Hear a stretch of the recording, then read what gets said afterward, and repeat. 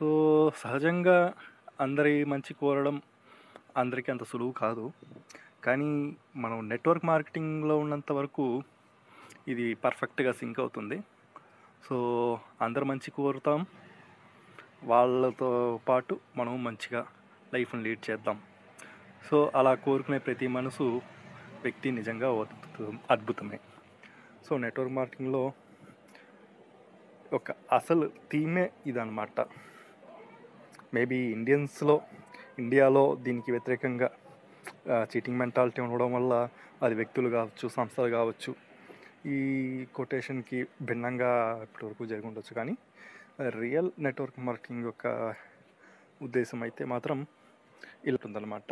So, అందరూ మంచి కోరుకునే మనస్తత్వంతోనే ఉంటారు. సో, నెట్వర్క్ మార్కెటింగ్ అనేది ఒక అద్భుతం అని కూడా చెప్పుకోవచ్చు విదేశాలకు సంబంధించినంత వరకు. సో, మన దేశంలో కూడా